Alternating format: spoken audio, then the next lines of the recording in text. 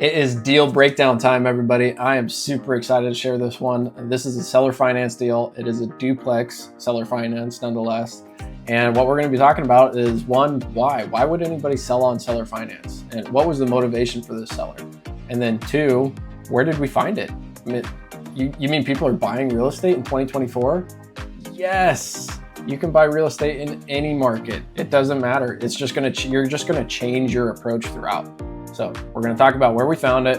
And then three, what are we going to do with this deal? What are our intentions? Let's get after it. And I hope you learned something. And if you're not, then I am not doing my job explaining it. So definitely feel free to let me know. All right. So first off, we are going to go through the numbers real quick.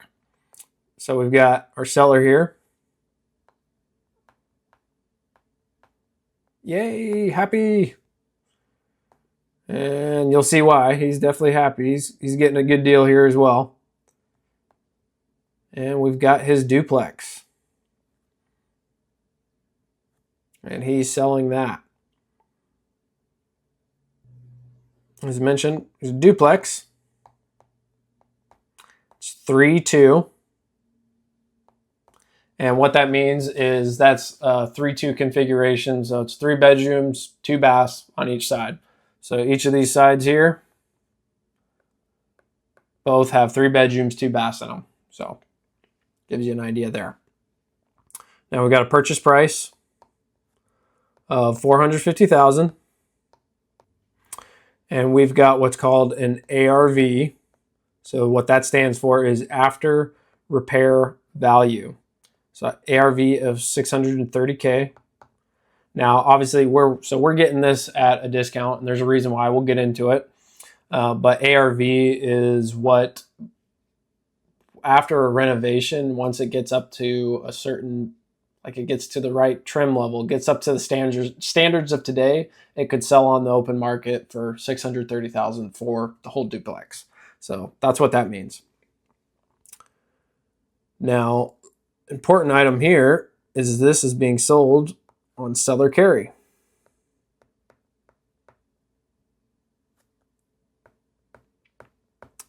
And all that is just another term for seller finance, to be honest with you.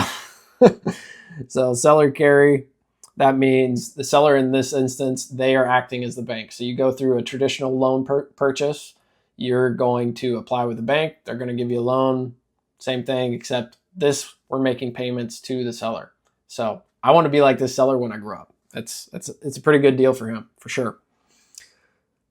So what the interest on this seller carry, seller finance is 5%. And payment, we've got a payment of $1,781 and some change per month. And the great part of this is this payment is interest only.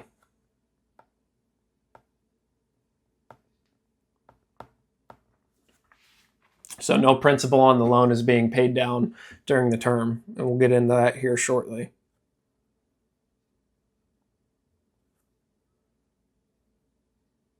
So the next part of this term is it is a 7-year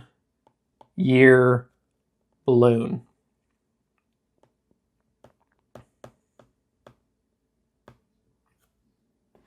So 7-year balloon, what exactly does that mean? So once we close on the property, 7 years from that date, the remaining principal that's from being paid down is going to be due 7 years down the line. Now in this case, we're making interest only payments. So we're not going to be paying down the principal. So the purchase price is $450,000. We have 5%, which I forgot to put here, down payment. So DP, down payment.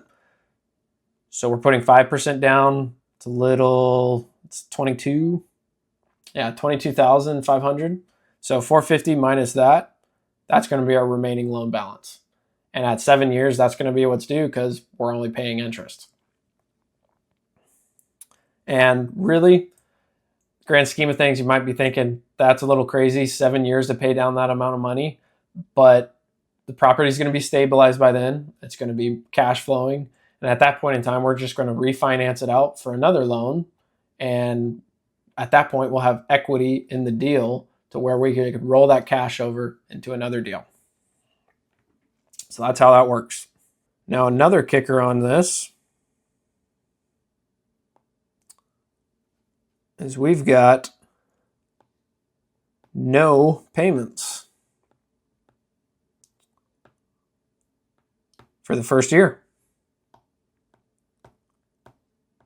which is awesome. So as I mentioned before, this one does need some renovation on it. So this is going to help reduce what we call holding costs. So the time where you're not able to rent that home out, or we're not able to rent this out at all, we're making those payments, obviously. So that's kind of what our holding cost is while we're doing the renovation on it before we can get it rentable, rent ready. So no payments first year. And then by far my most favorite part is this is being purchased with an SDIRA.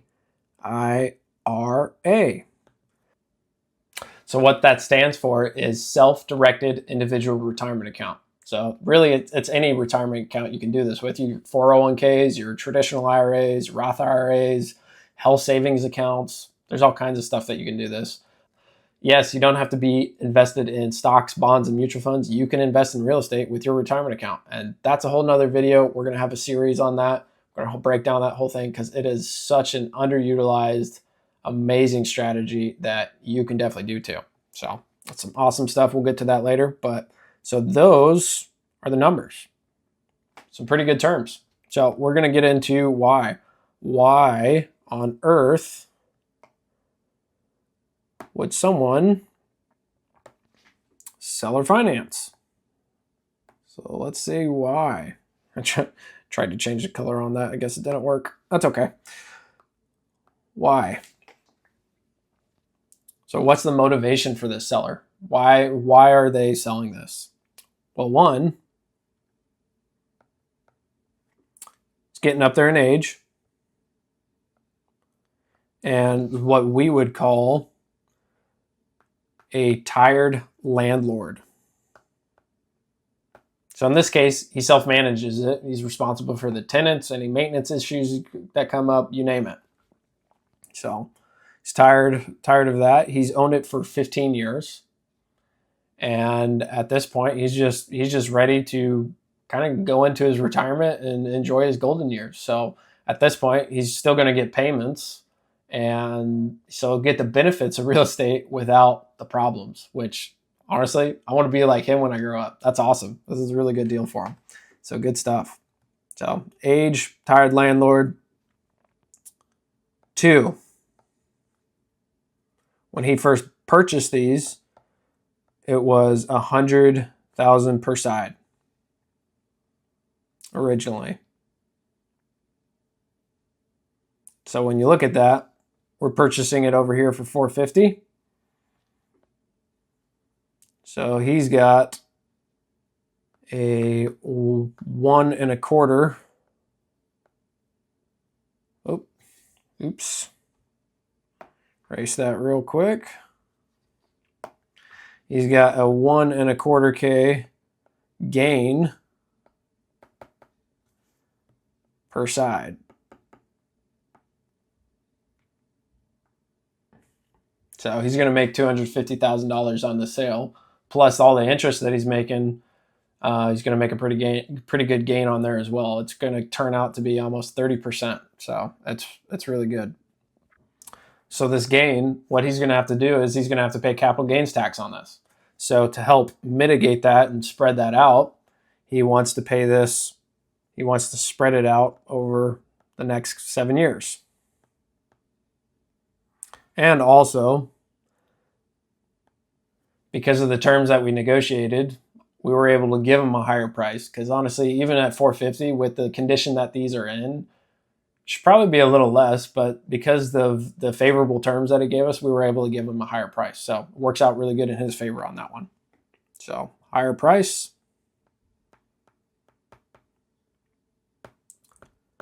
Higher price than traditional. Then if It's higher priced than if he were to sell traditionally. And especially where the rates are now. And number 3, as I mentioned, he's going to get a double-digit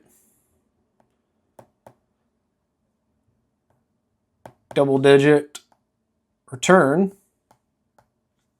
on the interest that he's making over the next 7 years. So on the sell of a $450,000, he's going to make 30% return on that sell price. So in addition to the $250,000 gain he had, he's also going to make another 30% on top of that with the interest payments that we'll be paying him for 6 years. Because remember, first year, no payments.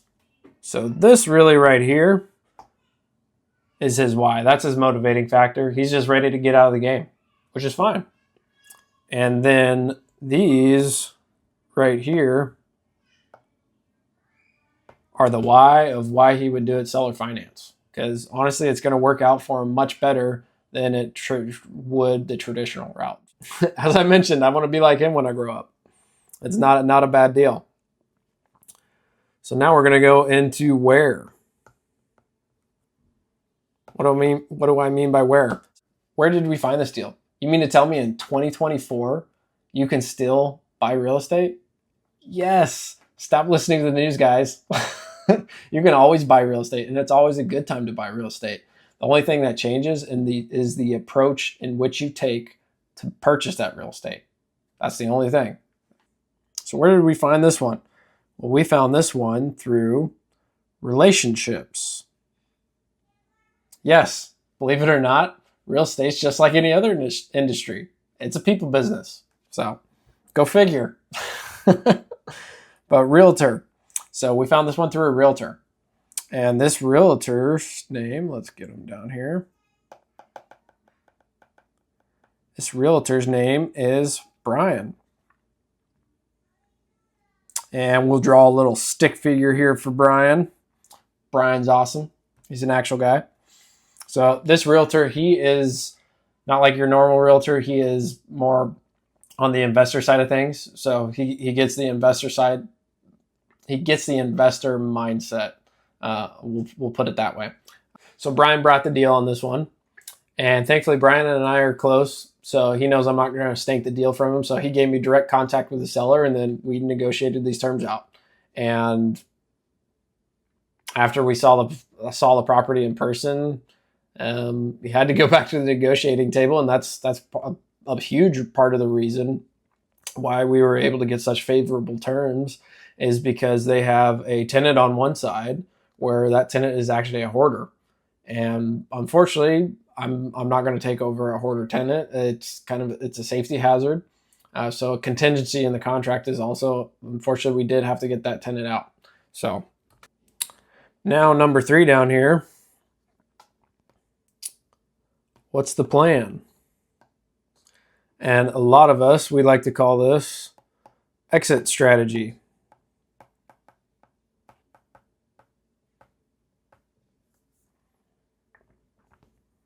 So what's our exit strategy? Are we going to fix it, flip it on the market? Are we going to fix it and rent it out on either a short-term rental, mid-term rental, like monthly rental basis, stuff like that? Well, what we are actually going to do is we're rehabbing this one, of course, and I'm bringing in a GC, so a general contractor. He's actually my brother-in-law, as a 50-50 partner.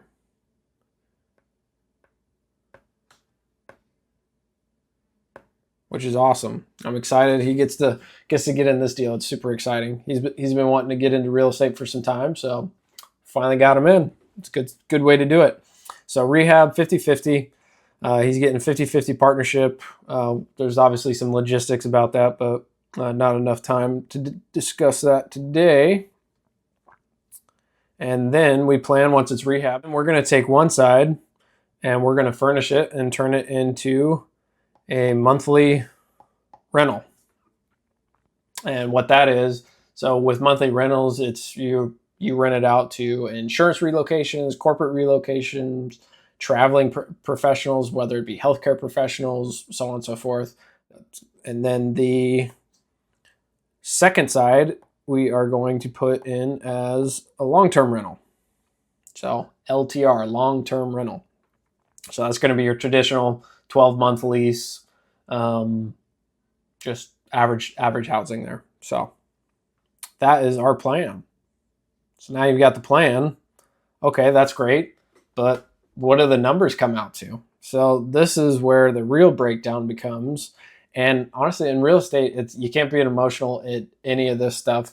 It is all purely a numbers game. If the numbers don't make sense, then don't buy the deal. So right now, we'll put this at after the renovations. So after reno,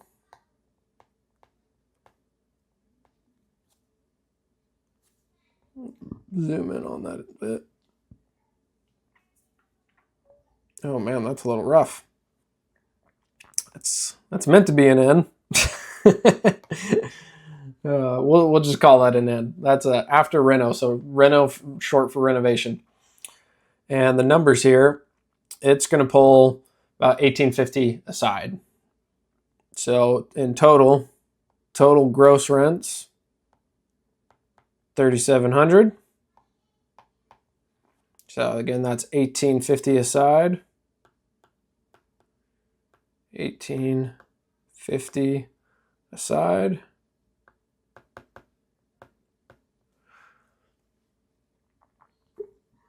And we got our monthly payment that we're going to have. Again, this is in the second year of owning the property. We're going to start paying this. And that is going to be $1,781.25 exactly.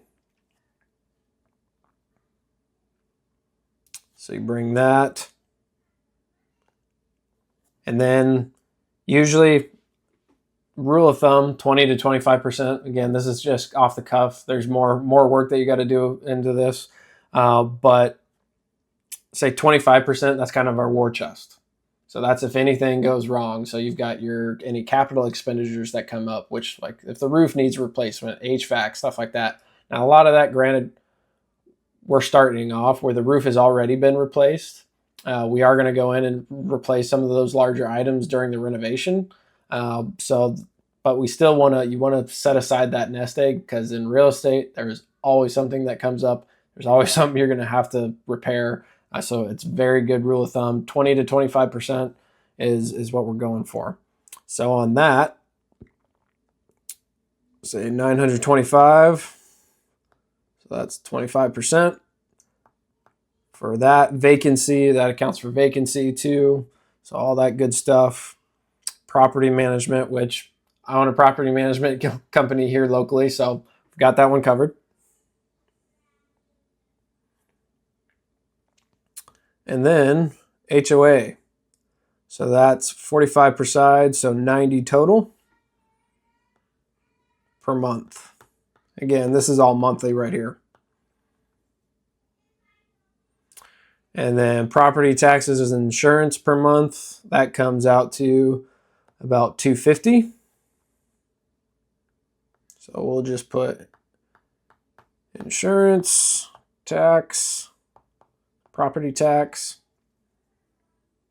So that gives us a grand total $653.75 in monthly cash flow.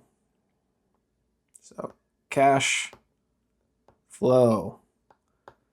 This is also your net income. So net.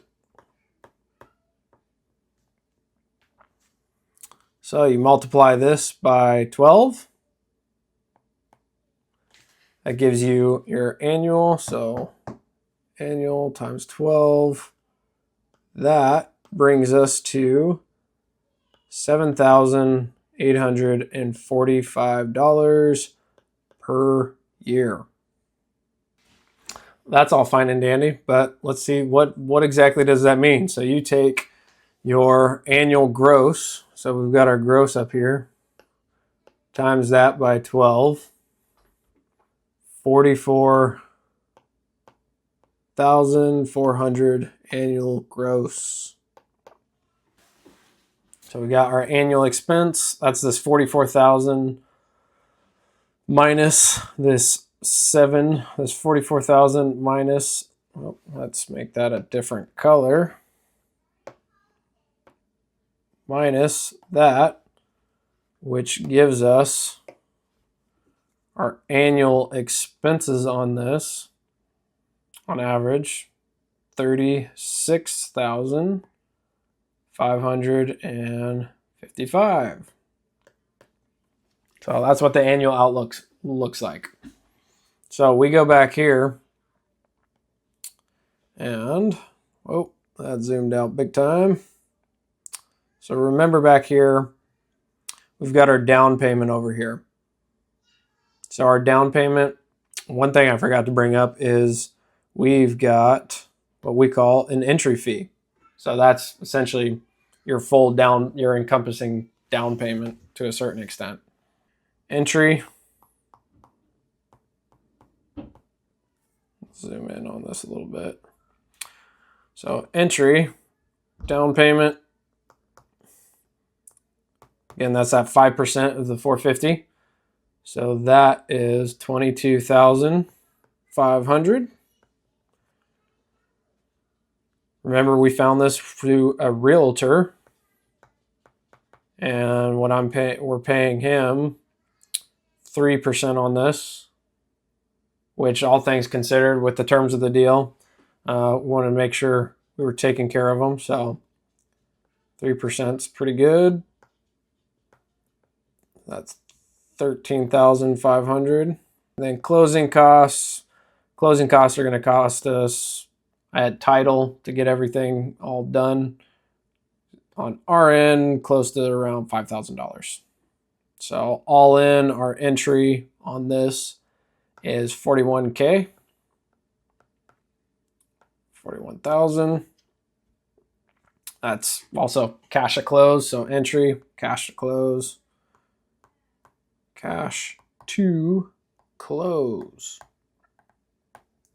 We got that. And then, so we've also got over here, we're estimating about 80,000 in renovation costs. So that means our grand out of pocket is going to be 121,000. So with that, remember, this is a 50-50 partnership split. So this brings it to each side. We're going to be bringing 60,500 each.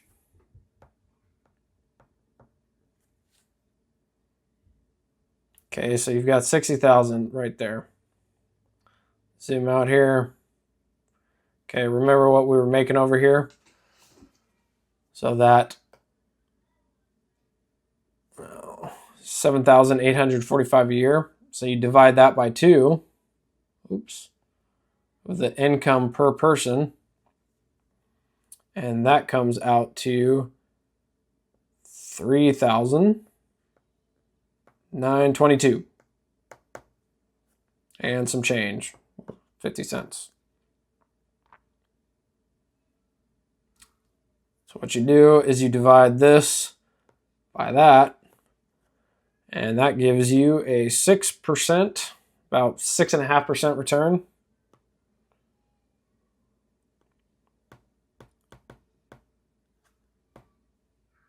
And that's as a long-term rental.